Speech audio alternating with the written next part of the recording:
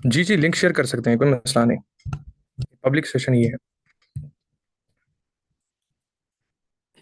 Okay, please confirm screen visible ہے؟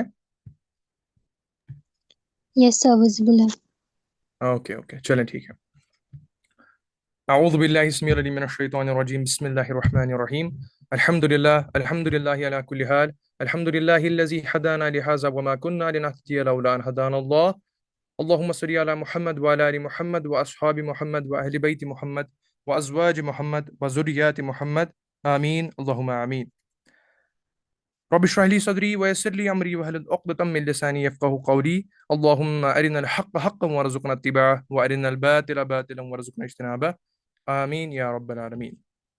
جی، ابھی دیکھیں ہم بنی اسرائیل کے فیز کو کنٹینیو کرنے جا رہے ہیں، اور اس سے پہلے جو رکوع گزرے اس میں ہم نے پورے قرآن کا ڈاکٹرین دیکھا۔ جو پہلے 4 رکوع تھے اور 5واں رکوع جو ہم نے سٹارٹ کیا، اس میں ہم نے جو بنی اسرائیل کا جو پہلا فیز تھا، یعنی اللہ تعالیٰ کیسے ان سے مخاطب ہیں، پہلے عاجزی کے ساتھ، بڑے ندامت کے ساتھ اللہ تعالیٰ انہیں بات کر رہے ہیں کہ جو آپ کے یہ نعمتیں ہیں، جو آپ پہ نعمتیں اتری، جو اللہ تعالیٰ کی عنایت تم پہ اتری، ان کا کیا بدلہ دیا تم نے۔ بڑا نرم لہجہ ہے، بڑا لطیف انداز ہے، بڑے ندامت سے اللہ تعالیٰ ان سے بات کر رہے ہیں۔ ٹھیک ہے، یہ کہ قرآن کا اصول ہے، ہر دائی کا یہ اصول ہونا چاہیے کہ جو انشل فیز ہوتا ہے وہ بڑا نرمی سے ہوتا ہے، بڑا نرم لہجہ ہوتا ہے۔ قرآن نے یہ بالکل اپنایا ہے، اللہ کی سنت ہے یہ، یہاں تک کہ جب حضرت موسیٰ علیہ الصلوۃ والسلام کو فرعون کے پاس بھیجا گیا تو فرمایا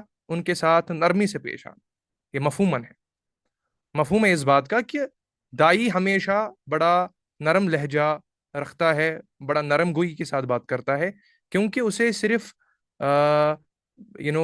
صرف بات منوانی نہیں ہوتی ہے، انہیں بات کو جذب کرانا ہوتا ہے، تو وہ اپنے کردار سے ہوتا ہے۔ اسی وجہ سے اللہ تعالیٰ نے بھی یہ اصول اپنایا کہ پہلے بڑے نرم انداز میں بات کی۔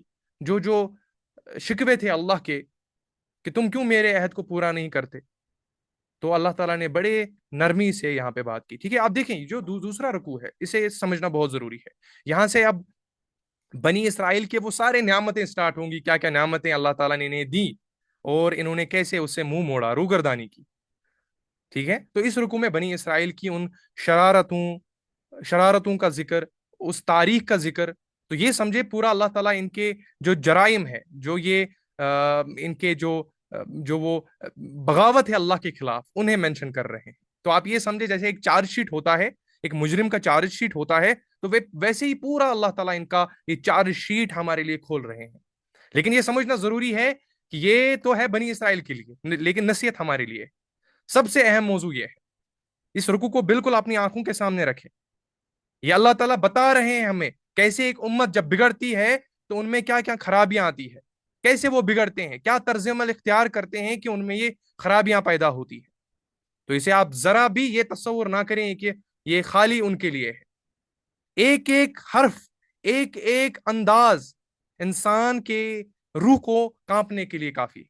انسان اس سے لرزتا ہے جب ان آیتوں کا مفہوم اس کی آنکھوں کے سامنے ہوتا ہے۔ دیکھیں یہ کیوں اللہ تعالیٰ ان قوموں کے بارے میں کیوں ذکر کرتے ہیں، بنی اسرائیل ہو، قوم عاد ہو، قوم سمود ہو، یہ کیوں اللہ تعالیٰ ان چیزوں کے بارے میں ذکر کرتے ہیں، خاص کر بنی اسرائیل؟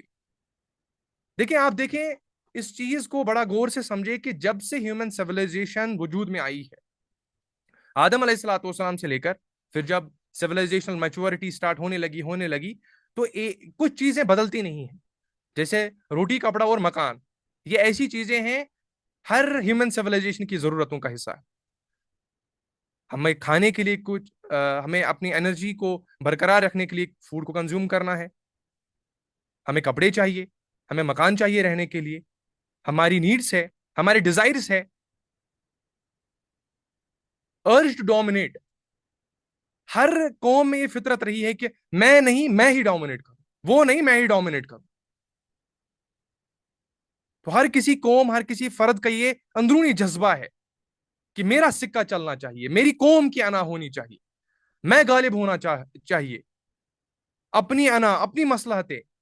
تو یہ فطرت ہر کسی ہیومن سیولائزیشن، ہر کسی فرد میں ہے، یہ خصلت۔ ہر کسی سیولائزیشن میں سیکچول بیہیویئر ایک پوٹنٹ جذبہ رہا ہے، یہ بدلا نہیں ہے. آج سے 10,000 پہلے بھی ایک جو سیکچول بہیویئر تھا وہ ایک پوٹنٹ جذبہ تھا, آج بھی ہے. فرائیڈ لے لے, فرائیڈ گواہ ہے اس چیز کا. ہر زمانے میں ایک فرعون تھا, آج بھی اپنے وقت کے فرعون ہیں. کریکٹر نہیں بدلتے ہیں, صرف نام بدلتے ہیں. میسلو کی ہائرارکی اپنے سامنے رکھیں. آپ نے میسلو کی ہائرارکی سبھی نے آلموسٹ سنی ہوگی. نیڈس, پھر ڈیزائرز, پھر جا کے اگر کسی کے ذہن میں, کسی کے وجود میں کوئی شعور آیا تو وہ اپنے پرپس کے بارے میں بات کرتا ہے. تو کہنے کا مطلب یہ ہے کہ اللہ تعالیٰ ان قوموں کو مخاطب کر رہے ہیں, لیکن نصیحتیں ہمارے لیے.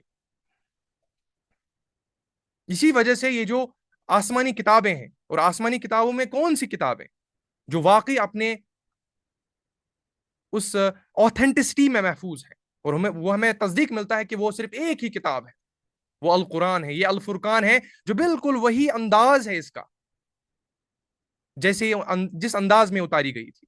اس میں کوئی شک نہیں ہونا چاہیے کسی بھی مسلمان کو, اور یہ مسلمان ہی شک نہیں کرتے اس پہ, غیر مسلم بھی اس پہ تصدیق کرتے ہیں.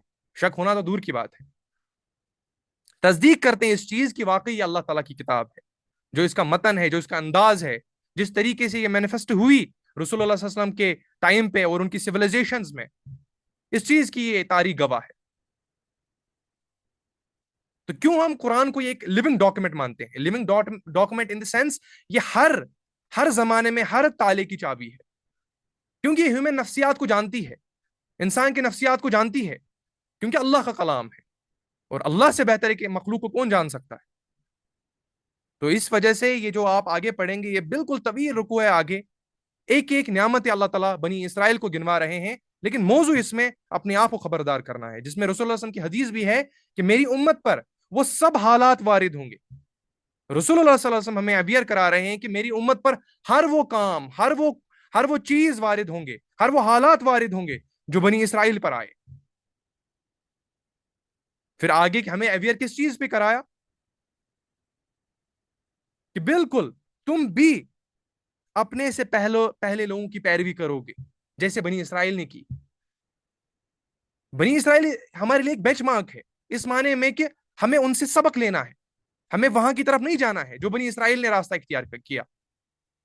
تو رسول اللہ صلی اللہ علیہ وسلم ہمیں تنبیہ کر رہے ہیں اس چیز سے روکنے کے لیے کہ یقیناً ایک ایسا وقت آئے گا زمانے میں ایسے میری امتی اٹھیں گے وہ بالکل ہو بہو بنی اسرائیل کی پیروی کریں گے, اور ایسے الفاظ ہیں کہ جیسے ایک جوتی دوسرے جوتے کی مشابہ ہوتی ہے, آئیڈینٹیکل ہوتے ہیں, بالکل ایسے لگے گا کہ ہم تو بنی اسرائیل ہیں.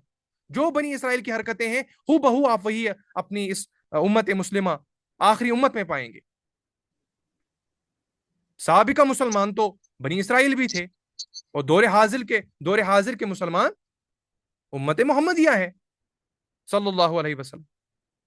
تو انہیں اپنی آنکھوں کے سامنے رکھیں, اور وہ حدیث بھی یاد کیجئے جو میں نے اس سے پہلے بھی آپ کے ساتھ ڈسکس کری ہے کہ رسول اللہ صلی اللہ علیہ وسلم نے فرمایا تم اس سے پہلے اگلے قوموں کی جو پرانی قومیں گزری تم ضرور ان کی پیروی کرو گے قدم با قدم, ہاتھ با ہاتھ.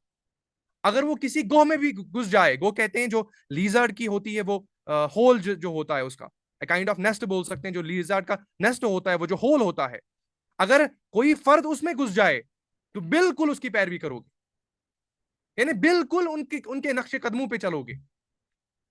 تو صحابہ پوچھنے لگے یا نبی کریم صلی اللہ علیہ وسلم ان لوگوں سے کون مراد ہے, کیا یہ یہود و نصارہ ہیں؟ تو رسول اللہ صلی اللہ علیہ وسلم نے فرمایا اور نہیں تو کون. یعنی اس سے ہمیں اللہ کے نبی صلی اللہ علیہ وسلم نے روکا کہ جو خصلتیں بنی اسرائیل نے اختیار کی اس سے تمہیں رکنا ہے, اپنے آپ کو تھامنا ہے, ریزسٹ کرنا ہے. اسی لیے تو اس سے پہلے آیا وَاسْتَعِينُوا بِالصَّبْرِ وَالصَّلَاةِ, کیوں آیا؟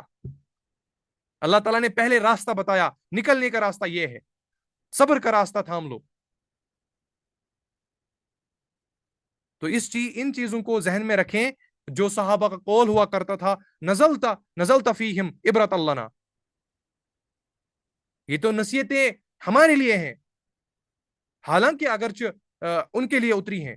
It was revealed about them but as a lesson for us.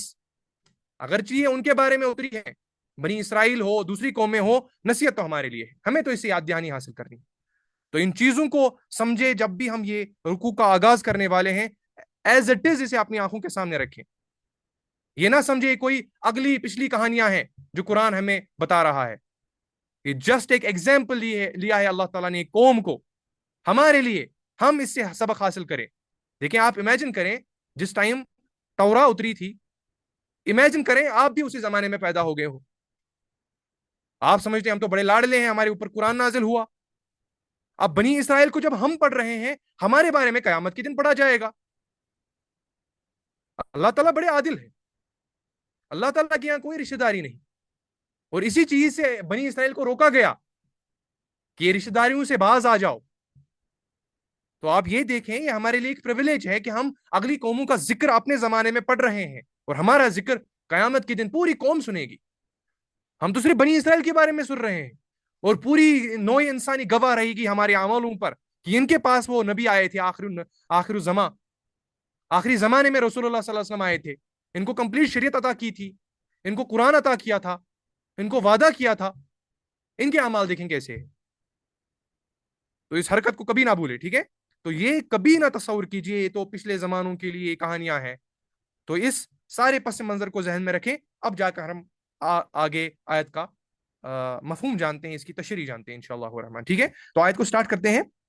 اللہ تعالیٰ فرماتے ہیں یا بنی اسرائیل اذکروا نعمتی اللتی انعمت علیکم وانی فضلتکم علی العالمین. اللہ تعالیٰ مخاطب ہے بنی اسرائیل سے، اور بنی اسرائیل کسے کہتے ہیں اس کا تذکرہ پچھلے رکوع میں ڈیٹیل میں ہم نے کیا. یعقوب علیہ الصلوۃ والسلام کا لقب ہے اسرائیل، اور ان کی اولاد سے مخاطب ہے اللہ تعالیٰ، اے اولاد اسرائیل اذکروا نعمتی التی انعمت علیکم، میری ان نعمتوں کو یاد کرو جو نعمتیں میں نے تمہارے اوپر نازل کی، تمہارے اوپر انعام عطا کیے. اور نعمتیں دو بار آیا ہے، اس کی وضاحت بھی ہم نے ڈیٹیل میں کری ہے. کیوں آیا ہے دو بار نعمتی پھر انعمت علیکم؟ اللہ تعالیٰ ایمفسائز کرنا چاہتے ہیں، اس آیت پہ زور دینا چاہتے ہیں کہ یہ جو تمہارے اوپر یہ نعمتیں نازل ہوئی، یہ اسے کہیں تصور نہ کریں یہ ہمارا کوئی اعلیٰ نسل ہے، ہم کسی سپیریئر ریس سے بلونگ کرتے ہیں. بالکل نہیں. یہ نعمتیں اس وجہ سے تمہارے اوپر نازل کی گئی کہ تمہارا ایک منصب ہے، اور اسی منصب کے بارے میں اللہ تعالیٰ آگے فرما رہے ہیں وَأَنِّي فَضَّلْتُكُمْ عَلَى الْعَالَمِينَ. اے بنی اسرائیل میری اس نعمت کو یاد کرو جو میں نے تم پر کی، اور اس بات کو وَأَنِّي فَضَّلْتُكُمْ عَلَى الْعَالَمِينَ، اور اس بات کو کہ یاد کرو کہ میں نے تمہیں دنیا والوں پر فضیلت دی، تمہیں دنیا کا منصب عطا کیا، امامت عطا کی، تمہیں دنیا کی رہبری عطا کی. ان نعمتوں کو یاد کرو. دیکھیں اللہ تعالیٰ پہلی نعمت ہے وہ گنوا رہے ہیں، جو کہ ہم نے ریسنٹ رکو اسی ورس سے آلموسٹ سملر ورس تھی، جو خاص کر پہلا پارٹ یا بنی اسرائیل اذکروا نعمتی التی انعمت علیکم، ایز اٹ از یہی الفاظ آپ کو پہلے رکو میں بھی ملیں گے، لیکن اللہ تعالیٰ نے وہاں ہولسٹک نعمت یوز کرا تھا. نعمتوں سے مراد کیا ہے؟ دنیا کی قیادت، دنیا کی امامت، نبوت، بادشاہت، شریعت. یہ ساری نعمتیں آپ دیکھیں، اسی کی وضاحت آگے اللہ تعالیٰ پھر اب but by bit, compartment by compartment کر رہے ہیں، اور اس میں سب سے پہلی نعمت گنوا رہے ہیں اللہ تعالیٰ وَأَنِّي فَضَّلْتُكُمْ عَلَى الْعَالَمِينَ. یاد کرو اس بات کو کہ میں نے تمہیں دنیا والوں پر فضیلت دی. یہ فضیلت کیوں عطا کی؟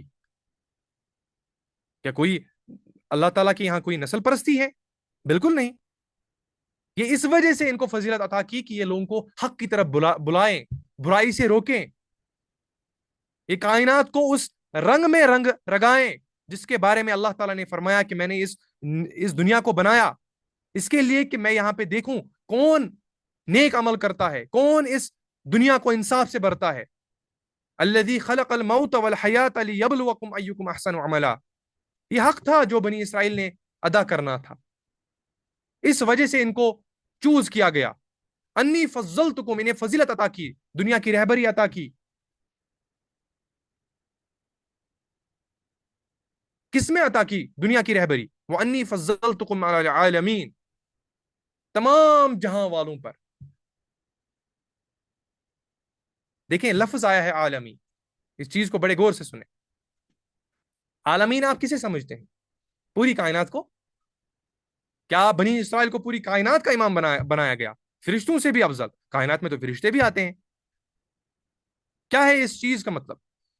آپ نے پڑھا ہوگا وہاں سورہ فاتحہ میں بھی یہ گزرا، الحمد للہ رب العالمین،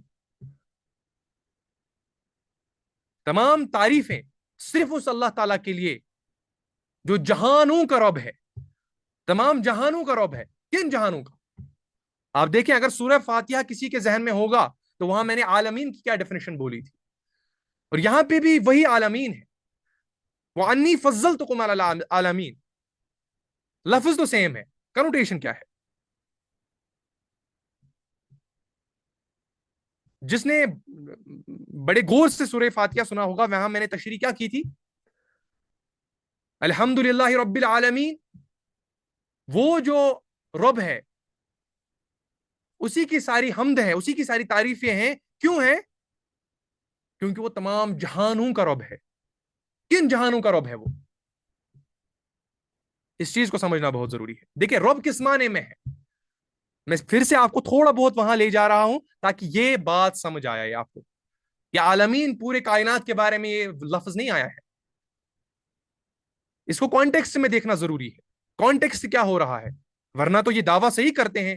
دیکھیں آپ اپنے طریقے سے قرآن کو نہ پڑھیں، آپ اپنے آپ کو محسوس کریں کہ میں تو یہودی ہوں، پھر یہ آیتیں پڑھیں. اس کو تو ذوق ملے گا، اللہ تعالیٰ تو بتا رہے ہیں مجھے عالمین پر فضیلت ادا کی. تو کہاں ہیں مسلمان، کہاں ہیں صحرا میں رہنے والے ہیں عرب، یہ جاہل، کہ ہم سے کہاں مقابلہ کر سکتے ہیں؟ کیونکہ اللہ تعالیٰ نے تو فرمایا وَأَنِّي فَضَّلْتُكُمْ عَلَى الْعَالَمِينَ. اپنے آپ کو محسوس کریں کہ یہ آیتیں تو بنی اسرائیل کے متعلق ہیں. اور اوپر اللہ تعالیٰ فرماتی اذکروا نعمتی التی انعمت علیکم، یاد کرو ان نعمتوں کو جو نعمتیں میں نے ہی تمہیں عطا کی. یہاں تو اللہ تعالیٰ ضرب مار رہے ہیں اس نسل پرستی کی، اور نیچے اللہ تعالیٰ فرماتے ہیں وَأَنِّي فَضَّلْتُكُمْ عَلَى الْعَالَمِينَ. Please refrain from texting. جو آپ کا سوال ہوگا وہ آپ اینڈ میں پوچھ سکتے ہیں، یہاں پہ فوکس کریں پلیز. وَأَنِّي فَضَّلْتُكُمْ عَلَى الْعَالَمِينَ، میں نے تمہیں دنیا کی رہبری، دنیا کی قیادت، دنیا کی بادشاہت، دنیا کا منصب عطا کیا. اس کے بارے میں اللہ تعالیٰ بتا رہے ہیں. لیکن میرا کہنے کا مطلب ہے کہ یہ پورے عالمین کے لیے بنی اسرائیل کو انتخاب کیا، پورے عالمین پر. لیکن اس کو کانٹیکسٹ میں لانا بہت ضروری ہے، جو کہ میں نے ابھی ریفرنس میں لیا. جب وہاں پہ آیا الحمد للہ رب العالمین، تمام تعریف ہے اس اللہ کے لیے جو رب ہے. کن کا؟ عالمین کا. کن عالمین کا؟ رب کس معنی میں لیا جاتا ہے؟ ہمارا رب ہے وہ. رب کسے کہتے ہیں؟ جس کی پوجا کی جائے، جس کی پرستش کی جائے، جس کا احترام کیا جائے، جس کے سامنے عاجزی کی جائے، جس کو حاکم مان لیا جائے، جس کے بارے میں ہم یکسو ہو جائے، اسے رب کہتے ہیں.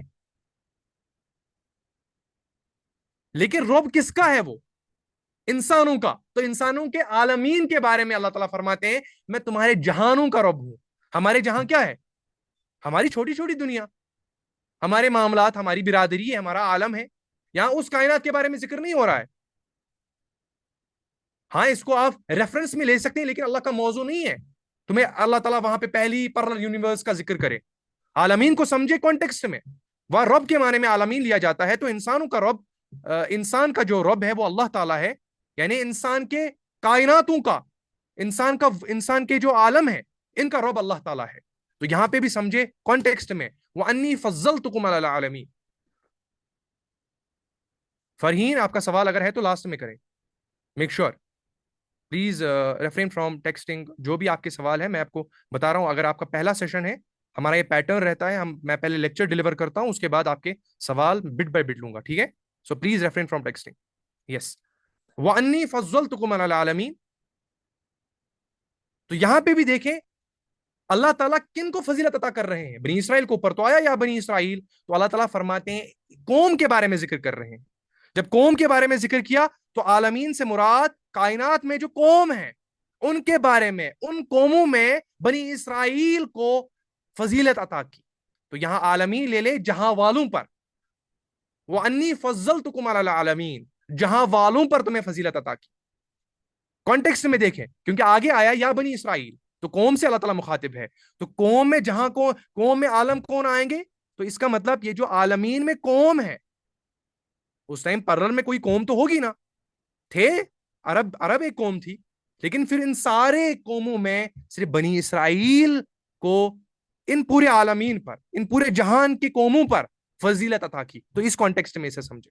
جیسے وہاں میں نے الحمدللہ رب العالمین کی تشریح بتائی تھی، ہمارے عالم جو ہے ان کا رب اللہ تعالیٰ ہے.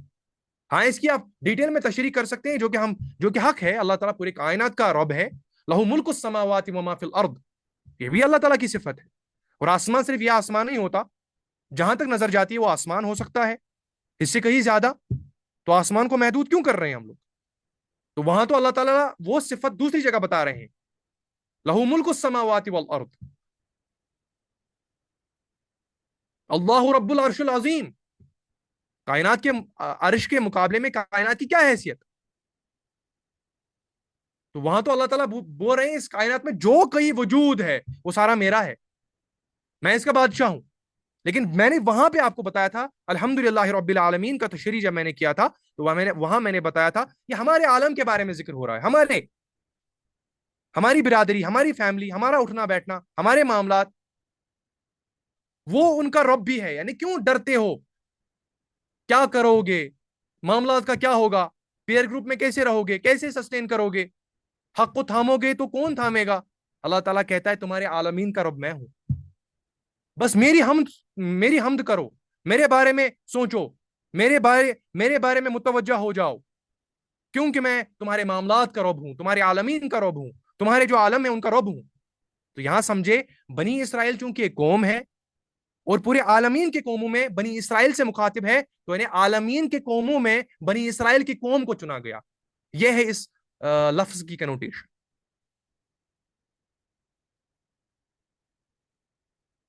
بہت ساروں نے تو شاید پہلی بار اس پہ سوچا ہوگا کہ وَأَنِّي فَضَّلْتُكُمْ عَلَى الْعَالَمِينَ ہوتا کیا ہے. تو یاد رکھیے کانٹیکسٹ میں ہمیشہ کسی ورڈ کا، یہ عربک لغت ہے، عربک خوبصورتی ہے کہ کانٹیکسٹ کے حساب سے کسی سینٹنس کی کنوٹیشن چینج ہوتی ہے. تو یا بنی اسرائیل اذکروا نعمتی التی انعمت علیکم وانی فضلتکم علی العالمین. اے بنی اسرائیل پہ ڈیٹیل ڈسکشن لاسٹ رکوع میں ہو گیا. بنی اسرائیل کون تھے، اسرائیل کون ہے، نعمتیں کیا کیا تھی. یاد کرو ان نعمتوں کو جو میں نے ہی تمہارے اوپر نازل کی. یعنی اسے کوئی نسلی دباؤ میں نہ آؤ، نسل پرستی میں نہ آؤ، کوئی یہ نہ سمجھو کہ تم کوئی سپیریئر ریس ہو. وانی فضلتکم علی العالمین، میں نے تمہیں دنیا کی قوموں پر فضیلت عطا کی، جہان والوں پر تمہیں فضیلت عطا کی، قائد بنا کر بھیجا تمہیں. You were the chosen once, اے بنی اسرائیل. ٹھیک ہے، تو یہ اس آیت کا مفہوم تھا. ٹھیک ہے، آگے چلتے ہیں. آگے اللہ تعالیٰ فرماتے ہیں،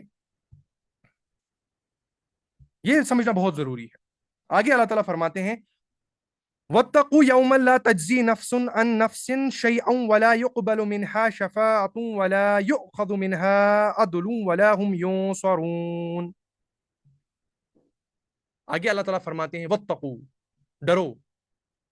لیکن یہاں نہیں آیا وَاتَّقُوا اللَّهَ، ڈرو اللہ سے، کیونکہ وہ اقرار کرتے تھے ہم تو اللہ تعالیٰ سے ڈرتے ہیں، ہم نے تو اللہ پر ایمان لایا ہے.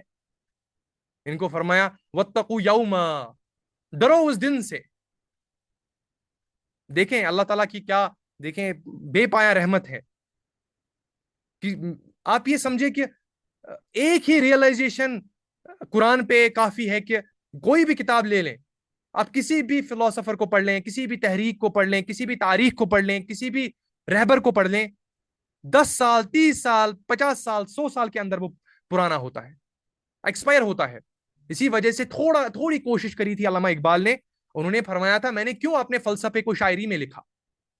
کبھی آپ نے یہ سوچا ہے اتنا کیوں سخت انداز چنا علامہ اقبال نے؟ عوام الناس کو سمجھ نہیں آتی ان کی شاعری، کیوں چنا؟ بتا رہے تھے میں نے قرآن سے اخذ کیا کہ اللہ تعالیٰ نے اس میں فلو رکھا ہے، وہ لغت رکھی ہے تاکہ میرا کلام بھی کچھ حد تک، کچھ سالوں تک محفوظ رہے. اس وجہ سے میں نے شاعری کو انتخاب کیا. میں کوئی شاعر نہیں، لوگ مجھے شاعر سمجھتے ہیں. علامہ اقبال کہا کرتے ہیں میرا شکوہ ہے لوگوں سے مجھے شاعر سمجھ لیا.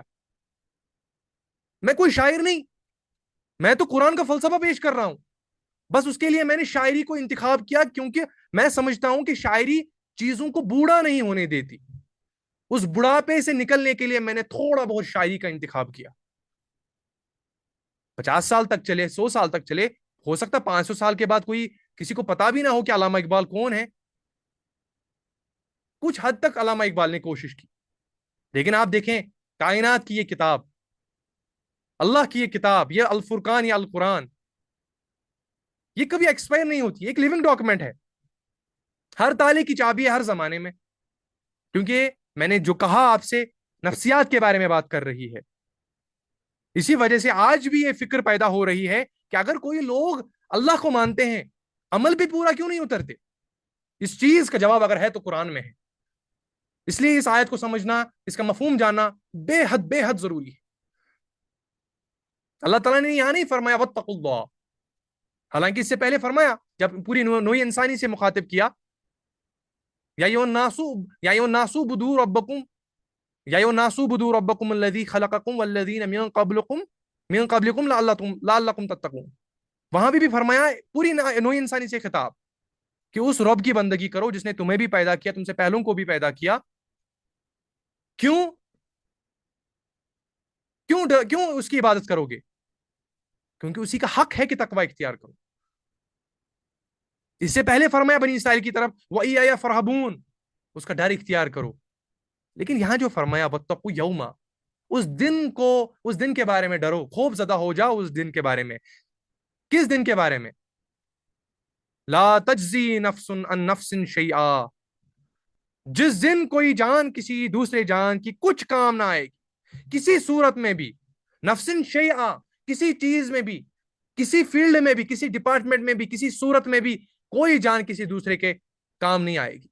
ڈرو اس دن سے. آخرت کے خوف کے بارے میں ذکر آیا. آخرت پر ایمان کافی نہیں ہے. وہ تو دعویٰ کرتے تھے ہمارے آخرت پہ ایمان ہے، اور یہ بھی کہا کرتے تھے ہم تو اللہ کے لاڈلے ہیں، چہیتے ہیں، ہمیں آخرت کے اوپر سزا کہاں. یعنی آخرت پر ایمان تو تھا، لیکن اللہ تعالیٰ آخرت کے خوف کے بارے میں بات کر رہے ہیں. وَاتَّقُوا يَوْمًا لَا تَجْزِي، یہاں جزا کے بارے میں لفظ ہے، لا تجزی، جزا سے نکلا ہے. کسے کہتے ہیں جزا؟ یعنی آپ کسی چیز کو کمپنسیٹ کرتے ہو کسی چیز سے، کسی گروہ سے. آپ کافی نہیں ہو گئے، فار ایگزامپل آپ کا کہیں جگہ جھگڑا ہو گیا، آپ نے کسی اور جماعت کو ساتھ میں لے لیا، تو آپ نے اپنی کفایت پوری کری اس جماعت کو شامل کرنے میں. تمہارا کسی سے مقابلہ ہو رہا تھا، تم کافی نہیں ہو رہے تھے، تم نے اسے کہا کہ میرا ساتھ دو کسی جماعت کو. تو جزا کے معنی ہے پورا کرنا، کافی ہو جانا. جب کوئی شخص ذمہ داری پورا نہیں کرتا، وہ کہتا ہے کہ مجھے تھوڑا مدد کرو، میں اس ذمہ داری کو نبھاؤں. لیکن اللہ تعالیٰ فرماتے ہیں جو ذمہ داری تمہارے اوپر فردن تمہارے اوپر رکھی ہے، اس میں کوئی تمہارا سہارا نہیں بن سکتا. کوئی تصور نہ کرو کہ تمہارا کوئی وہاں پہ کوئی جماعت، کوئی فرد، خواہ وہ باپ بیٹے کیوں نہ ہو، خواہ وہ بھائی بہن کیوں نہ ہو، خواہ وہ بہن بیٹی کیوں نہ ہو، خواہ وہ ماں بیٹی کیوں نہ ہو، ماں بیٹا کیوں نہ ہو، ہر ایک دوسرے سے بھاگے گا. نفسی نفسی. تو ڈرو اس دن سے. آخرت پر ایمان کافی نہیں، آخرت کا خوف ضروری ہے. آپ اس چیز کو سمجھیں. یہ اللہ تعالیٰ فردن فردن پوچھیں گے. یہاں پہ اجمالاً ہم سمجھ رہے ہیں کہ ہم اگر کوئی کام تھوڑا بہت ہم کلیکٹیولی کر بھی لیتے ہیں، ہمارا کام کنٹریبیوشن ہوگا، بڑے ہیڈ لائنز میں ہمارا نام آتا ہے. لیکن قیامت کے دن حساب فردن فردن ہوگا، تنہا اللہ کے سامنے حاضر ہوں گے. واتقوا، ڈرو اس دن سے جس دن کوئی جان دوسرے جان کی کچھ کام نہ آئے گی. ان نفس شیئا، کسی صورت میں بھی کہیں تصور نہ کرو کہ تمہارا کوئی وہاں پہ سہارا ہوگا، کوئی جماعت کو تمہارا کوئی کفایت کرے گی. کسی صورت میں بھی یہ تصور نہ کرو. اور آخرت کا خوف جاننا ضروری ہے. آخرت پر ایمان تو ہمیں سمجھ آتا ہے. دیکھیں اس سے پہلے جب اللہ تعالیٰ نے فرمایا سورہ بقرہ کے پہلے رکوع میں ہی، یہ لوگ ہوں گے جو فلاح پانے والے ہوں گے، اولئک هم المفلحون، یہ ہوں گے فلاح پانے والے. اس سے پہلے ورس میں آیا وبالآخرۃ هم یوقنون، اس ورس کے ٹکڑے میں آیا یہ آخرت پر یقین رکھنے والے ہوں گے. یقین ہوتا ہے خوف سے پیدا، ایمان سے پیدا نہیں ہوتا. ایمان ہوا اقرار کرنا لسان سے، زبان سے.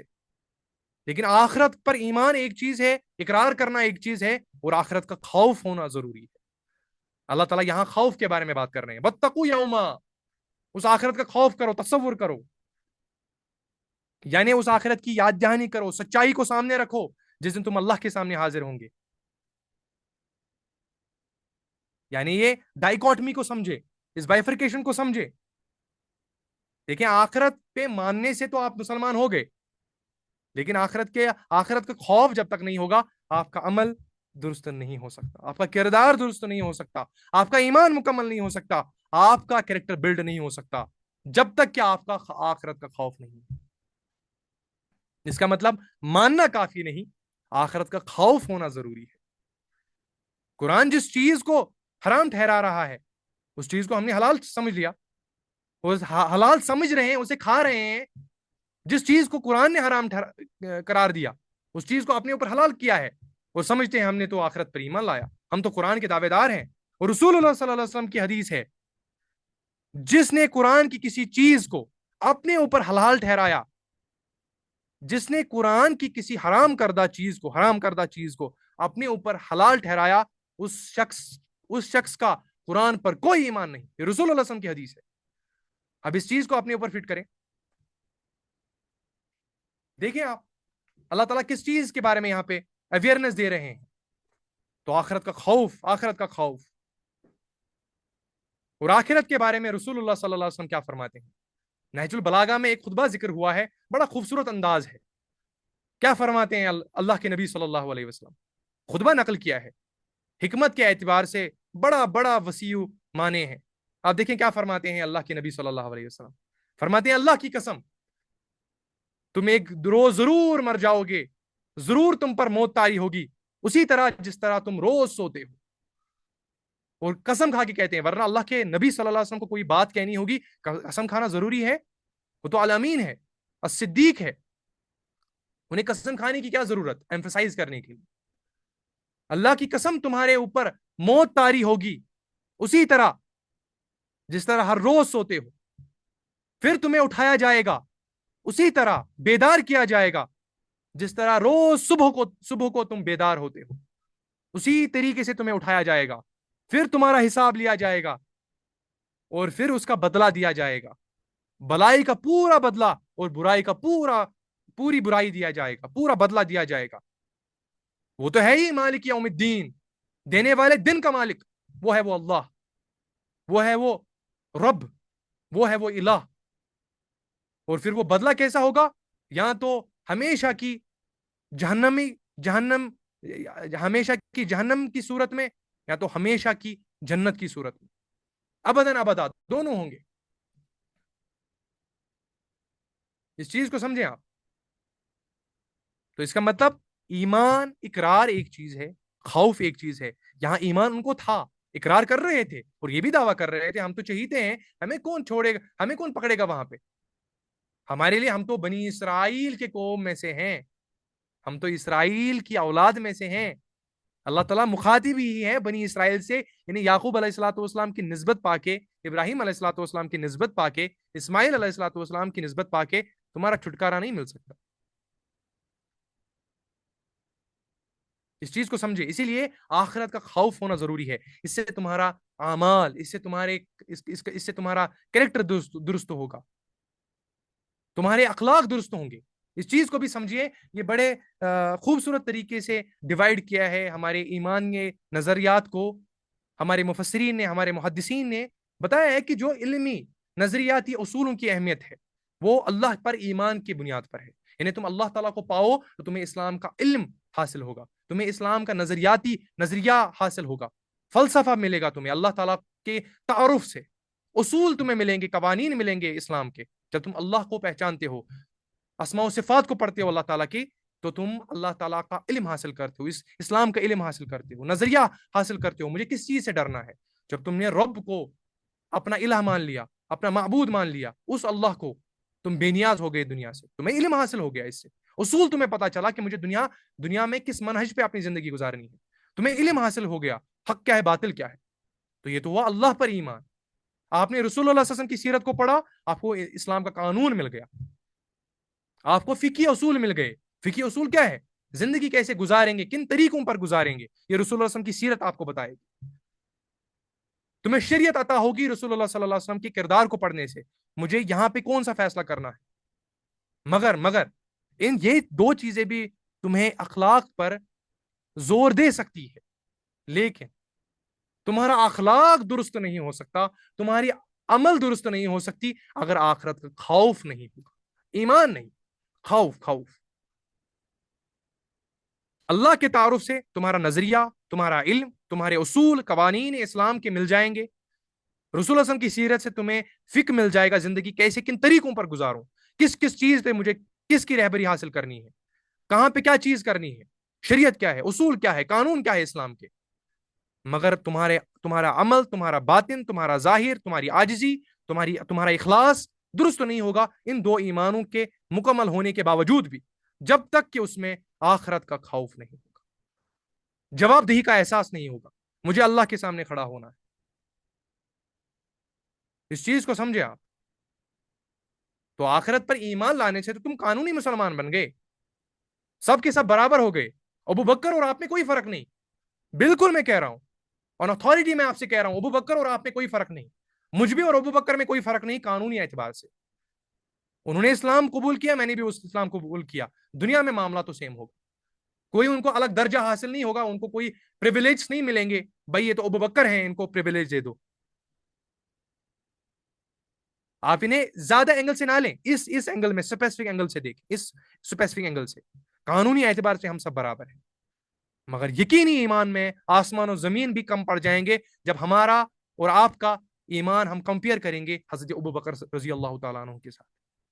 وہ یقینی ایمان ہے، قانونی ایمان سے ہم برابر ہے. اس کی میں ایک آسان مثال دیتا ہوں. ایک جنگ ایسا ہوا، اسامہ ابن زید رضی اللہ تعالیٰ عنہ ایک جنگ میں تھے. ایک کافر کو گردن پہ تلوار رکھی تھی تو اس نے کلمہ پڑھ لیا. اب اس نے جو وہاں پہ کنسنسس کیا، اس نے اس شخص کو قتل کر ڈالا. اور خود جا کے، کچھ روایت میں آتا ہے رسول اللہ صلی اللہ علیہ وسلم کو خبر ملی، کچھ روایتوں میں آتا ہے اسامہ ابن زید رضی اللہ تعالیٰ عنہ خود رسول اللہ صلی اللہ علیہ وسلم کے پاس گئے، کیونکہ بڑے چہیتے تھے حضرت اسامہ ابن زید رضی اللہ تعالیٰ عنہ اللہ کے نبی صلی اللہ علیہ وسلم کے. مانے آپ یہ پوتے کے جیسے تھے، کیونکہ منہ بولا بیٹا سمجھتے تھے حضرت زید بن حارث کو. پھر جب سورہ احزاب میں وہ منع کیا گیا کہ اسلام میں کوئی یہ کوئی کانسیپٹ نہیں ہے، آپ کسی کو بیٹا کہیں تو وہ آپ کا بیٹا ہو جاتا ہے، خون کی بنیاد پر صرف بیٹے ہوتے ہیں، اولاد صرف خون کی بنیاد پر ہوتی ہے. اس کی ضرب اللہ تعالیٰ نے لگائی، اس اڈاپشن سسٹم کو ترک کر دیا. سورہ احزاب میں اس کی وضاحت ملی. لیکن آپ یہ سمجھے رسول اللہ صلی اللہ علیہ وسلم کی شفقت کتنی تھی حضرت اسامہ ابن زید پر. اور اسامہ ابن زید رضی اللہ تعالیٰ عنہ، آپ یہ بھی تصور کیجئے جب بھی کوئی رسول اللہ صلی اللہ علیہ وسلم کے اوپر رسول اللہ صلی اللہ علیہ وسلم کو کوئی ڈرتا تھا کوئی سوال کرنے سے، کوئی ایسے سوال ہوتے تھے جس سے صحابہ ڈرتے تھے، حیا تھا، لیکن پھر اسامہ ابن زید کے پاس جاتے تھے. اسامہ ابن زید، آپ کا بڑا بانڈ ہے رسول اللہ صلی اللہ علیہ وسلم کے ساتھ، جائیے آپ یہ سوال کریں. تو رسول اللہ صلی اللہ علیہ وسلم کا جو مرتبہ تھا اسامہ ابن زید کے پاس، یا اسامہ ابن زید کا جو مرتبہ تھا رسول اللہ صلی اللہ علیہ وسلم کے پاس، یہ میوچول انڈرسٹینڈنگ کافی زیادہ تھی، کافی بانڈ تھا آپس میں. تو یہ خبر جب رسول اللہ صلی اللہ علیہ وسلم کو ملی اسامہ ابن زید نے حرکت کی ہے، تو اسامہ ابن زید کو بلایا گیا. اللہ کے نبی صلی اللہ علیہ وسلم نے فرمایا، کیا خبر ہے تمہیں کہ قیامت کے دن اگر یہ کلمہ شہادت اس شخص کے بدلے تمہارے خلاف آ جائے، یہ کلمہ شہادت، کیا جواب دو گے اللہ کے سامنے؟ تو اسامہ ابن زید فرماتے ہیں، کاش میں اس واقعہ کے بعد مسلمان ہو جاتا کہ یہ داغ میرے اوپر چلا جاتا، یہ گناہ جو یہ بوجھ لیے میں پھر رہا ہوں، ہمیں پتہ نہیں وہ گناہ ہے بھی کہ نہیں، وہ تو اللہ تعالیٰ قیامت کے دن ظاہر کر دیں گے کہ اس شخص نے واقعی قلب کی صورت میں وہ کلمہ پڑھا تھا کہ یہاں ظاہری بول تھے وہ. لیکن اللہ تعالیٰ یہاں پہ، اللہ کے نبی صلی اللہ علیہ وسلم یہاں پہ اسلامی قانون سمجھا رہے ہیں. کسی نے زبان سے ادا کیا کلمہ، تمہارا کوئی حق نہیں ہے تم اسے پیچھے مارو کہ اس کے دل میں کیا گھسا ہے. اس نے اقرار کیا، چھوڑ دو اس بات کو. تقویٰ اس کے دل میں کیا ہے یہ تو آخرت کی بات ہے، وہ اگر دنیا میں فائدے لے رہا ہے تو لینے دو، تبھی تو منافقوں کا عذاب زیادہ ہوگا. اللہ تعالیٰ یہاں عادل ہے. کسی نے منہ سے اقرار کیا کہ میں اسلام میں آ گیا، چھوڑو اسے، آپ کو کوئی حق نہیں بنتا اس کے دل میں کریدنا. تو ایک شخص جو اگر ظاہری کلمہ پڑھتا ہے اس کی نوعیت ایک صحابہ کے مانند ہے قانونی اعتبار سے. رسول اللہ صلی اللہ علیہ وسلم کی حدیث ہے، عبداللہ بن مسعود رضی اللہ تعالیٰ عنہ سے روایت کرتے ہیں، کعبے کی طرف مخاطب ہوتے ہیں اللہ کے نبی صلی اللہ علیہ وسلم، فرماتے ہیں، اے کعبہ، تیری حرمت اللہ کے سامنے بڑی ہے، لیکن تجھ سے بھی حرمت ہے ایک مسلمان کا خون اللہ کے سامنے. اس خون کی حرمت، اس کی آبرو، اس کی عزت مفہوم بول رہا ہوں حدیث کا. اس کی حرمت اللہ کے سامنے کعبے سے زیادہ ہے. ایک مسلمان کے خون سے، ایک مسلمان کے خون کی حرمت، اس کی آبرو، اس کی عزت اس کعبہ سے بھی افضل ہے. تو دنیا میں قوانین کے اعتبار سے وہ سب مسلمان ہوں. وہ زبان سے اقرار کرتا ہے مسلمان ہوں تو ہوں، لیکن اس کے بنیاد پر ہم اسے قانونی مسلمان تو شمار کرتے ہیں. اس کے ڈاکومنٹس پہ لکھا ہوتا ہے he is practicing what's known as Islam, this institution. لیکن اللہ کے سامنے اس کی کوئی وقت نہیں، اقرار کی کوئی وقت نہیں، جب تک کہ یقینی ایمان نہ ہو. اور یقینی ایمان کی سب سے بہترین صورت کیا ہے؟ خوف آخرت کا، یاد دہانی کا احساس. تمہیں یاد دہانی کا احساس ہوگا تو بالکل اپرائٹ ہو جاؤ گے، صراط المستقیم پہ تم ہمیشہ چلو گے. ہاں کبھی کبھار پھسل جاؤ تو یقیناً تمہارا منہج کلیئر ہوگا کہ مجھے کہاں کی طرف جانا ہے. پھر جا کے تمہارا یہ ڈسکشن ہوگا کہ میں ریشنل بیسس استعمال کروں اسلام کو سمجھنے کے لیے. تمہاری یہ حیثیت، تم ریشنل بیسس استعمال کرو گے؟ تم مخلوق، یہ کائنات کی، یہ اللہ کی صفت، مخلوق اللہ کی صفت کو پہنچائے. تم قرآن کو عقل سے تولو، ریشنلزم سے تولو، ایمپیرسزم سے تولو، سکیپٹسزم پرنسپل استعمال کرو. کاش کوئی کانت کو یہ سمجھاتا، کاش کوئی نیشے کو یہ سمجھاتا یہ آخرت کا خوف کیا ہے، موریلٹی کے پرنسپل ان کو کوئی کاش سمجھاتا تو ان چیزوں پہ وہ کہنے پہ مجبور نہ ہوتے. جیسے علامہ اقبال نے کہا تھا اگر نیشے یہاں پہ زندہ ہوتا میں اسے سمجھاتا مقام کبریائی کیا ہے. اب دیکھیں انداز دیکھیں آپ، تو یہ صرف آخرت کے خوف سے ہوگا. یقینی ایمان پیدا ہوگا آخرت کے خوف سے. آخرت کے خوف سے تمہارا عمل درست ہوگا. آخرت کے خوف سے نہیں ہو سکتا آپ کا عمل درست. تم پھر سوچو گے وقت فرصت ہے کہاں، میں کیوں ان معاملوں میں جگڑوں جب میرا حساب ہونے والا ہے، میں کیوں لغو چیزوں میں جاؤں. لغو کس چیز کو کہتے ہیں ہم آگے پڑھیں گے جب لغو کانسیپٹ آئے گا قرآن میں. لغو کس چیز کو کہتے ہیں؟ ہر وہ چیز جو نہ آخرت کا فائدہ دے گی نہ دنیا کی ضرورت. میں نے کہا لفظ دنیا کی ضرورت، میں نے خواہش نہیں کہا، تمنائیں نہیں کہا. ہر وہ چیز لغو میں شمار ہوتی ہے. ہاں وہ حرام ہو یا نہیں ہو وہ الگ چیز ہے، وہ ڈسپیوٹڈ ہے، لیکن ہر وہ چیز لغو ہے. نہ اس میں آخرت کا کوئی فائدہ ہے نہ اس میں دنیا کی کوئی ضرورت. میں محدود کر رہا ہوں لفظ کو ضرورت سے. وہ چیز لغو ہے. اس پہ پہنچنے میں ٹائم لگے گا لیکن مین سے آخرت کا خوف. اور کچھ ایسا بھی ہوگا اللہ کے کچھ صفات کو ایسا پڑھو گے تو الٹا بد عملی میں شکار ہو جاؤ گے. حضرت ابو ہریرہ رضی اللہ تعالیٰ عنہ سے یہ روایت ہے اور اس کی وضاحت میں بالکل نہیں کروں گا یہ جو ابو ہریرہ رضی اللہ تعالیٰ عنہ فرماتے ہیں. کیوں؟ کیونکہ اس سے منع فرمایا ہے صحابہ نے. اگر ان درجوں میں ہم اللہ کی رحمانیت کو ایمفسائز کریں تو بد عملی پہ مجبور ہو جائیں گی قوم، بد عمل بیٹھیں گے. اللہ کی رحمانیت پہ ایسا ایمفسائز کرتے ہیں گویا حساب و کتاب ہے ہی نہیں. لیکن اللہ کا تعارف القہار بھی ہے، سب پر چھانے والا، وہ گرفت فرمانے والا ہے ایک ایک فرد کی، ایک ایک سا کی، ایک ایک سیکنڈ کی، ایک ایک مائکرو سیکنڈ کا آپ کا حساب لینے والا ہے اللہ تعالیٰ. لیکن یہ تب ہوگا جب آخرت کا خوف ہوگا. آخرت پر ایمان ہو تو یہ ہوا کہ بھائی میرا تو جنت از مائی برتھ رائٹ. میں مسلمان گھر میں پیدا ہو گیا تو میں تو مسلمان، تو میرا حق ہے، یہ تو جنت تو میرا حق ہے. جب آپ آخرت کا خوف اپنے ذہن میں رکھو گے آپ کے پاس فرصت نہیں ہوگی. آپ کے اندر ایک جذبہ پیدا ہوگا، آپ کے اندر ایک تڑپ پیدا ہوگی، آپ کے اندر ایک بھوک پیدا ہوگی کہ مجھے اللہ کو راضی کرنا ہے. میرا تو ایک ایک سیکنڈ کے بارے میں اللہ تعالیٰ حساب لینے والے ہیں. اللہم ربنا اجرنی من خزی الدنیا وعذاب الآخرہ، اللہم حاسبنا حسابا یسیرا. تو یہ تب ہوگا جب آخرت کے بارے میں خوف ہوگا، تعارف نہیں. اسی لیے اللہ تعالیٰ کو پتا ہے کہ بنی اسرائیل کو تو تعارف ہے. یہ تو اللہ تعالیٰ ربائز کے متعلق آیت اتار رہے ہیں، علماء یہود کے متعلق آیت اتار رہے ہیں، انہیں آخرت کے بارے میں پتا نہیں لیکن آخرت کے خوف سے محروم ہے. اسی لیے لفظ آیا واتقوا یوما لا تجزی نفس عن نفس شیئا. اس دن کے بارے میں ڈرو. انہیں اللہ کے بارے میں بھی ایمان ہے، انہیں اللہ کا تعارف بھی ہے، انہیں آخرت کا تعارف بھی ہے، لیکن آخرت کا خوف نہیں. تو یقینی ایمان آخرت کے خوف سے پیدا ہوگا جو کہ بہت ضروری ہے آپ کے عمل کو سدھارنے میں. تو اگر آپ سے کوئی کہے ایک سٹیٹمنٹ میں لوگ بد عمل کیوں ہیں، کائنات بد عمل کیوں ہے، مسلمان اپنے منہج کو کیوں بولے ہیں، اللہ کا تعارف میں کمی نہیں ہے، علم زیادہ ہے، آخرت کے خوف کی کمی ہے، آخرت کے خوف کی کمی ہے، آخرت کے خوف کی کمی ہے. اسی وجہ سے دیکھیں پورا مکی دور میں اللہ تعالیٰ نے آخرت پہ ایمفسائز کیا. آخری پارا آخرت کے متعلق ایمفسائز ہے، الحاق الحاق القاریۃ القاریۃ القاریہ. پورے چیپٹرز ہیں آخرت کے پہ ایمفسائز، آخرت پہ ایمفسائز، آخرت کے خوف پہ ایمفسائز. اس سے تمہارا عمل درست ہوگا. ورنہ تمہیں اللہ کا تعارف مل گیا، اسلام کے قوانین مل گئے، تمہیں تو مزہ آئے گا. بھائی اس سے اٹریکٹو چیز کون ہے؟ اسلام سے اٹریکٹو چیز کون ہے؟ تمہیں تو ایک پبلک سپیکنگ پلیٹ فارم مل گیا. اتنی بہترین باتیں اسلام میں تو کرو.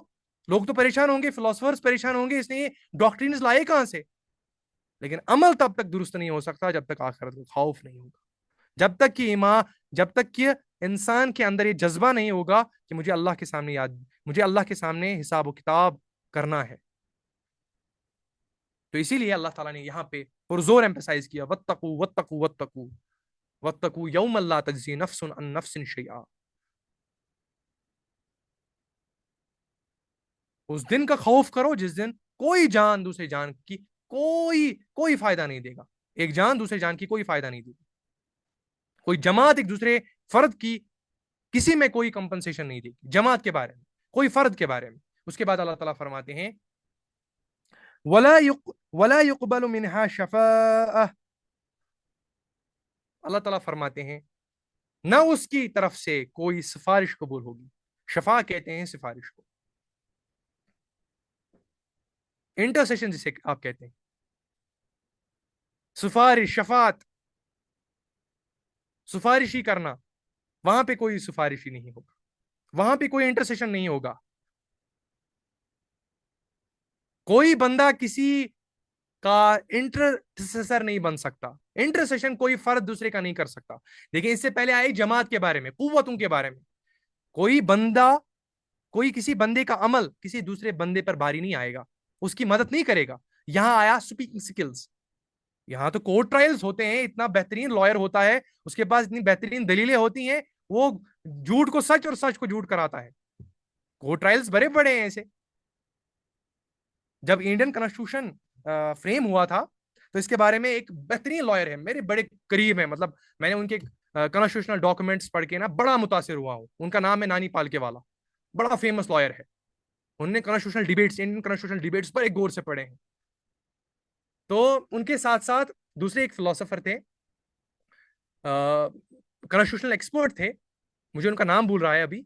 تو انہوں نے مل کے یہ بات سامنے لائی، اور یہ آپ جائیں، آپ کانسٹیٹیوشنل ڈاکومنٹس جائیں تو انہوں نے فرمایا، انہوں نے بتایا اس بات پہ جب انڈین کانسٹیٹیوشن فریم ہوا تو انہوں نے اپنی رائے قائم کی نا انڈین کانسٹیٹیوشن کے اوپر. فرمایا Indian constitution is nothing but a paradise for lawyers, but a paradise for advocates, but a paradise for barristers. کچھ نہیں ہے، بس جنت ہے وکیلوں کے لیے. بھائی اتنی دلیل اتنی لمبی چوڑی ہے. The longest constitution we have by the title Indian constitution, پوری دنیا کا لانگیسٹ ڈاکومنٹ ہے. مور دین 300 آرٹیکلس ہے اس میں. سب آرٹیکلس کتنے ہیں، کلازز کتنے ہیں، سب کلازز کتنے ہیں. انسان کی عمر کھپتی ہے تو پھر بھی یہ پورا نہیں ہوتا. تو انہوں نے کہا یہ تو کسی کے لیے جنت نہیں ہے سوائے ہندوستان کے وکیلوں کے لیے، ایڈوکیٹس کے لیے. انہیں تو بڑا موقع ملے گا اپنی کمائی کرنے کا. اب دیکھیں کیا اوپینین فریم کیا انڈین کانسٹیٹیوشن کو پڑھنے کے بعد. حقیقت ہے عام انسان آئین کو سمجھ ہی نہیں پائے گا. فنڈامنٹل رائٹ زیادہ سے زیادہ اس کو پتا ہوں گے کہ قوانین میں کیا ہے. اب امیجن کریں اتنا لانگیسٹ ڈاکومنٹ ایک عوام الناس سمجھ سکتی ہے. اسی وجہ سے آپ دیکھیں گے ہر کسی لائر، ہر کسی بیرسٹر، ہر کسی ایڈوکیٹ کے ہاتھ میں ہوتی ہے کانسٹیٹیوشن کی بک، کلازز کی بک، آرٹیکلز کی بک. اسے یاد ہی نہیں رہتا، بار بار ریوائز کرنا پڑتا ہے، اتنا لانگیسٹ ڈاکومنٹ ہے. انہوں نے کہا کیسز کھینچتے جائیں گے، فیصلہ بڑا ڈیلے ہوگا، کیونکہ اتنے ڈاکٹرینز ہیں، اتنے کلازز ہیں. ہر کسی کلاز کے بعد ایکسیپشن ہے، ہر کسی کلاز کے بعد ایکسیپشن ہے. تو کہنے کا مطلب یہ ہے کہ کسی میں فصاحت، بولنے کی جو قوت ہوتی ہے وہاں وہ کسی کام نہیں آئے گی. قیامت کے دن وہ کسی کام نہیں آئے گی. پہلے تو فرمایا جماعت کے بارے میں لا تجزی نفس عن نفس شیئا. اب فرمایا ولا يقبل منها شفاعۃ ولا یؤخذ منها. یہ آگے آئے گا شفاعت پہ رکے، ولا يقبل منها شفاعۃ. وہاں کسی کی سفارش قبول نہیں ہوگی، کسی کی زبان درازی کام نہیں آئے گی. تمہارا بڑا زور ہے، ابھی زبان بڑی چلتی ہے تمہاری، وہاں زبان کسی کام نہیں آئے گی. وہاں سفارشیں کوئی کام نہیں آئیں گی. اور یہ تصور دیکھیں، اس میں بھی ہماری مس انڈرسٹینڈنگ ہے. شفاعت کے معاملے میں کتنا مس انڈرسٹوڈ کیا ہے اسے پوری امت نے. رسول اللہ صلی اللہ علیہ وسلم کی شفاعت جیسے ایسا ایسا محسوس ہوتا ہے کہ جیسے رسول اللہ صلی اللہ علیہ وسلم پہ رسول اللہ صلی اللہ علیہ وسلم حجت بنیں گے، ثم معاذ اللہ معاذ اللہ معاذ اللہ، اللہ کے اوپر، کہ رسول اللہ صلی اللہ علیہ وسلم جسے چھڑانا چاہیں اسے چھڑا ہی پائیں گے. اللہ کے ڈومین کے اندر، اللہ کے پرنسپل کے اندر جسے اللہ تعالیٰ اجازت دیں گے اسے رسول اللہ صلی اللہ علیہ وسلم چھڑا پائیں گے. جسے اللہ پکڑ لے، جسے قرآن پکڑ لے، پکڑنا چاہے قرآن اور اللہ تعالیٰ، اسے رسول اللہ صلی اللہ علیہ وسلم نہیں چھڑا سکتے. اللہ کے نبی صلی اللہ علیہ وسلم حدیث شفاعت میں ملتا ہے کہ سجدہ کریں گے اللہ کے سامنے، پھر جا کے اللہ تعالیٰ ان کے سجدے قبول کریں گے اور ان گروہوں کو، ان جماعتوں کو قبول کر کے ان کی شفاعت قبول کر لی جائے گی. انہیں فائنل ڈیسیجن میکنگ پروسیس کس کے ہاتھ میں ہے؟ ایبسلوٹ سورین کون ہے؟ اللہ تعالیٰ خود ہے. تبھی تو وہ لہو ملک ہے، لہو ملک السماوات و ما فی الارض، بادشاہ، کائنات کا خالق، فیصلوں کے بارے میں خود مختار، ایبسلوٹ سورین، الصمد، وہ خود ہے جس کو وہ چاہے جہنم میں بھیجنا، مرضی ہو اللہ تعالیٰ کی. آپ سمجھتے ہیں رسول اللہ صلی اللہ علیہ وسلم سے چھڑا پائیں گے؟ انا للہ و انا الیہ راجعون. پھر تو تمہیں اسلام کا فلسفہ ہی نہیں آیا. اور ہمارے یہاں محبوب کی امت میں ہے تو جیسے ہیں ویسے ہیں تو نجات تو ملنی ہی ہے. بنی اسرائیل میں اور ہم میں فرق کیا رہا؟ یہی تو اللہ تعالیٰ روک رہے ہیں اس چیز سے بارے میں. ولا يقبل منها شفاعہ، اس دن کسی کی سفارش کسی کے کام نہیں آئے گی. یہ اسلام کا فنڈامنٹل ڈاکٹرین ہے. اور اس میں مجھے حدیث ایک یاد آ رہی ہے سیدنا فاطمہ رضی اللہ تعالیٰ عنہ کے بارے میں. بخاری اور مسلم دونوں میں مینشن ہے، متفق علیہ حدیث ہے. فرماتے ہیں اللہ کے نبی صلی اللہ علیہ وسلم، جنتی عورتوں کی سردار حضرت فاطمہ رضی اللہ تعالیٰ عنہ، سلام اللہ علیہ، سیدنا فاطمہ رضی اللہ تعالیٰ عنہ جنتی عورتوں کی سردار ہے. لیکن اسی بخاری اور مسلم میں حدیث ہے، اللہ کے نبی صلی اللہ علیہ وسلم فرماتے ہیں، اے میری بیٹی، اے میری بیٹی فاطمہ، میرے مال سے جتنا چاہتی ہو لے لو، لیکن اگر اللہ تعالیٰ نے تمہیں قیامت کے دن تمہارے اعمالوں کی بنیاد پر پکڑا تو میں کسی کام نہیں آؤں. یہ اللہ کے نبی صلی اللہ علیہ وسلم فرما رہے ہیں، ورنہ انہیں فاطمہ کو سنانے کی ضرورت نہیں تھی کہ ہمارے لیے یاد دہانی ہے. نزلت فیہم عبرۃ اللہ، اس چیز کو یاد رکھیں، ذکر ان کا، یاد دہانی ہمارے لیے. اگر اس پیڈسٹل کو بھول جائیں گے قرآن کے ساتھ کھیلیں گے، پھر آیتوں کو حقیر قیمت پر بیچیں گے جس سے روکا گیا اس سے پہلے. ولا يقبل منها شفاعہ، اس دن کسی کی سفارش کسی کام نہیں آئے گی. اور حدیث کی تو ایک بات ہے، قرآن میں اللہ کے نبی صلی اللہ علیہ وسلم سے خطاب کر رہے ہیں اللہ تعالیٰ، سورہ انعام میں، سورہ زمر میں، سورہ یونس میں اللہ کے نبی صلی اللہ علیہ وسلم سے اللہ خطاب کر رہے ہیں. اور اللہ کے نبی صلی اللہ علیہ وسلم کو فرما رہے ہیں، اے اللہ کے نبی صلی اللہ علیہ وسلم، آپ فرما دیجئے، اپنے بارے میں فرما دیجئے، اگر میں نے کوئی کوتاہی کی، مفہوم بول رہا ہوں ان آیتوں کا، اس شریعت سے، اس کتاب کے بارے میں، اس عہد و پیمان کے بارے میں اگر میں نے کوتاہی برتی، میں نے کوئی کوتاہی کری اس حق کو ادا کرنے میں، تو مجھے ڈر ہے کہ بڑے دن کا عذاب مجھے بھی لے پکڑے گا. یہ قرآن میں آیتیں ہیں، سورہ زمر کھولیں، سورہ انعام کھولیں اور سورہ یونس کھولیں. اللہ کے نبی صلی اللہ علیہ وسلم سے خطاب کر رہے ہیں اللہ تعالیٰ، اگر تم نے کوتاہی برتی اس کسی صورت میں، اس شریعت سے، اس قوانین سے، اس قرآن کے احکام سے، تو خبردار ہو جاؤ.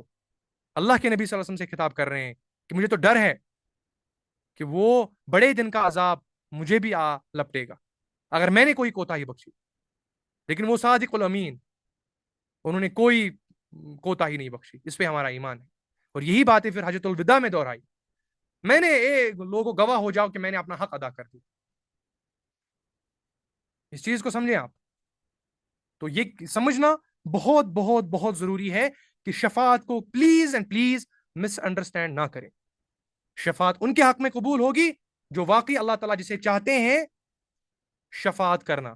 یا ایسی بات ہے، آپ یہ سمجھیں کہ فار ایگزامپل اسٹیج پہ کسی انسٹیٹیوشن نے کسی بندے کو اعزاز دینا ہو، وہ کسی گیسٹ کو آنر دینے کے لیے اس کے ہاتھ سے کسی کو ایوارڈ دیتے ہیں. تو آپ اسی چیز کو تصور کیجیے. رسول اللہ صلی اللہ علیہ وسلم کو آزاد بخشنے کے لیے شفاعت ان کے ہاتھ میں کرائی جائے گی، لیکن اللہ کے اذن سے. من ذا الذی یشفع عنده الا باذنہ، کس کی مجال، سورہ یہ کھولیں آپ، سورہ بقرہ میں آگے آئے گا، آیت الکرسی میں ہر دفعہ ہر نمازوں میں دہراتے ہیں آپ. کس کی مجال، جو اللہ کے یہاں سفارشی ٹھہرائے کوئی، الا باذنہ، جسے اللہ تعالیٰ چاہے. ان میکینزم ہوگا under the supervision, under the will of اللہ سبحانہ و تعالی. کوئی دوست مار کے، کوئی حجت بنا کر اللہ کے سامنے کوئی مد مقابل کھڑا ہو، یہ تو شرک ہے. پھر اسے تو ایمان کو درست کرنا ہوگا. ولا يقبل منها شفاعہ، یاد رکھو وہاں پہ کوئی سفارش، کوئی کسی چیز کی سفارش کسی بندے کی زبان کام نہیں آئے گی. تو پہلے جماعت کے بارے میں انسان پر کوئی کام نہیں آئے گا. زبان، لسان، سفارشی سپیکنگ سکلز وہاں پہ کام نہیں آئیں گے. آگے اللہ تعالیٰ فرماتے ہیں ولا یؤخذ منها عدل. عدل کسے کہتے ہیں؟ عدل تو آپ سمجھتے ہیں انصاف، برابر، بالکل حقیقت ہے. عدل ہوتا ہے برابر کرنا، انصاف کرنا. ایک چھوٹا چھوٹا لفظ ہے جو عدل کو تشریح کر سکتا ہے، انصاف. انصاف بھی عدل کو کمپنسیٹ نہیں کر سکتا، بٹ اردو ٹرانسلیشن میں آپ یہی سمجھ سکتے ہیں.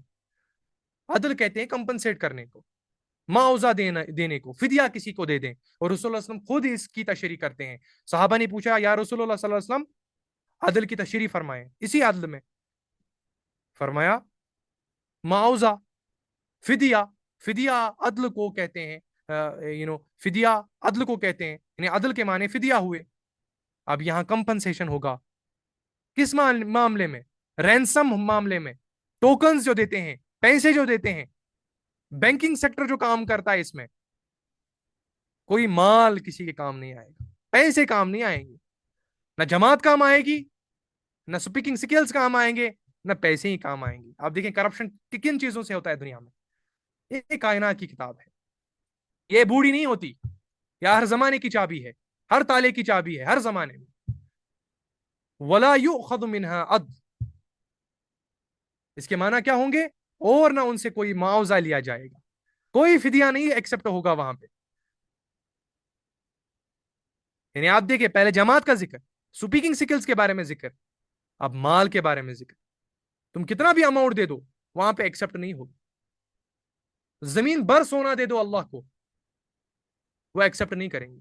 ولا یؤخذ منها عدل، وہاں پہ کوئی معاوضہ، کوئی بدلہ ایکسپٹ ہی نہیں کیا جائے گا. اس چیز کو سمجھے. اور آگے اللہ تعالیٰ فرماتے ہیں ولا هم ينصرون، اور نہ ان کی کوئی مدد کی جائے گی. ولا هم ينصرون، اور یہ ان میں سے ہوں گے جن کی کوئی مدد نہیں کی جائے گی. یہ بہتر ٹرانسلیشن. ولا هم ينصرون یعنی ان چیزوں کے بغیر اگر کوئی اور مدد بھی آپ کے ذہن میں ہوگی، وہ بھی نہیں کی جائے گی، کسی صورت میں بھی نہیں. نہ تمہارا کوئی فرد وہاں پہ کام آئے گا، نہ زبان کام آئے گی، نہ پیسے کام آئیں گے. اگر اور بھی کوئی مدد کے سہارے تمہارے ذہنوں میں، تمہارے ڈانچوں میں آ رہے ہیں، کسی چیز کا وہاں پہ تذکرہ نہ کریں، کوئی کام نہیں آئے گا. ولا هم ينصرون، کسی صورت کوئی چیز کام نہیں آئے گی. لیکن لفظ سمجھیں، ولا هم ينصرون یہاں نہیں آیا ولا ينصرون، وہاں مدد ہی نہیں ہوگی. فرمایا ولا هم ينصرون، یہ ان میں سے ہوں گے جن کی کوئی مدد نہیں کی جائے گی. یعنی اس کا مطلب کچھ لوگ ہوں گے جن کی مدد کی جائے گی. وہ کون ہوں گے؟ وہ اہل ایمان ہوں گے. اللہ تعالیٰ ہمیں ان میں سے رکھے جن کی مدد کرے. اللہ تعالیٰ اپنی رحمت سے ہمیں ڈانپ لے. اپنے اعمال تو ہمارے کھوٹے سکے ہیں، کس کام آئیں گے اعمال؟ یہ بس اس لیے کر رہے ہیں اللہ تعالیٰ کی رحمت کو ابارے. ہم اپنے عملوں سے میزان کو بھر نہیں سکتے، جنت میں جا نہیں سکتے. اللہ کی رضا ہمارے اعمالوں سے نہیں ہو سکتی. کہاں اللہ کی رحمت اور کہاں اللہ کے رحمت کے تقاضے اور ہمارے اعمال. اس کا مطلب یہ نہیں فرمایا ولا ينصرون، یہ نہیں فرمایا کہ وہاں پہ کوئی مدد ہوگی ہی نہیں. فرمایا یہ ان لوگوں میں سے ہوں گے جن کا آخرت کا خوف نہیں ہوگا. یہ وہ لوگ ہوں گے جن کی مدد نہیں کی جائے گی. اس کا مطلب جو آخرت کا خوف رکھتے ہیں ان کے بارے میں تو مدد ہوگی، کیونکہ لفظ نہیں آیا ولا ينصرون، لفظ آیا ولا هم ينصرون. یہ ان میں سے ہوں گے جن کی مدد نہیں کی جائے گی. یہ امپلائڈ ہے کہ وہ کچھ لوگ ہوں گے جن کی مدد کی جائے گی. کسی صورت کوئی مدد ان کی نہیں ہوگی جو آخرت کے خوف سے بے پرواہ ہے. تو اس کا مطلب ایسے لوگ جو دعویٰ کرتے ہیں ہم تو بزرگوں کے پیرو ہیں, ہم تو ان کے مرید ہیں, ہم تو اس قوم سے بلونگ کرتے ہیں, میرا تو وہ استاد ہے, میرا تو وہ فادر ہے, میں تو اس نسل سے ہوں, میری تو یہ کیسٹ ہے, میں تو اس فلاں گروہ سے بلونگ کرتا ہوں, اللہ تعالیٰ ان چیزوں کو رد کر رہے ہیں. سوائے وہ کامیاب ہوگا جس کو ہوگا تقوی کس چیز کا؟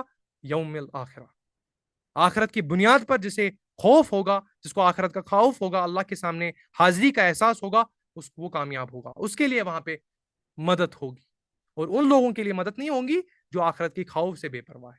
اسی لیے لفظ آیا وَلَهُمْ يُنصَرُونَ. ٹھیک ہے, تو یہ آج کا سیشن کمپلیٹ ہو گیا الحمدللہ. آپ ایک ایک کر کے اللہ تعالیٰ پھر نعمتوں کو گنوا رہے ہیں, ایک ایک کر کے اللہ تعالیٰ نعمتوں کو گنوا رہے ہیں. اور سب سے پہلے نعمت ہوگی اسٹارٹ, جو میں نے تمہیں فرعون سے نجات دی, تمہارا وہ جو پرسیکیوشن وہاں پہ ہو رہا تھا, وہاں سے تمہیں نجات دی. پھر وہ سمندر کے 2 ٹکڑے کر دیے, پھر اللہ تعالیٰ نے تمہیں اس پہ بھی بخشا جو تم وہ بشتے کی پوجا کر رہے تھے. یہ خیر آگے آئے گا, bit by bit, compartment by compartment, ایک ایک لفظ کو ہم انشاءاللہ بریک ڈاؤن کر کے سمجھیں گے انشاءاللہ الرحمن, اللہ کی اذن سے اور صرف اللہ تعالیٰ کی اذن سے. تو یہ آگے ہم انشاءاللہ ایک ایک نعمتوں کو دیکھیں گے, کیا اللہ تعالیٰ نے نعمتیں گنوائی بنی اسرائیل پر, لیکن اس کا مغز, اس کی روح تب ہوگی جب اسے ہم اپنے اوپر فٹ کریں گے. وہی بات ہوئی نزلت فیہم عبرۃ لنا, یہ یاد دہانی ہمارے لیے ہیں, اگرچہ یہ ان کے بارے میں نازل کی گئی ہے. اوکے, وآخر دعوانا ان الحمد للہ رب العالمین وما علینا الا البلاغ. اب اپنے سوال کر سکتے ہیں. ٹھیک ہے.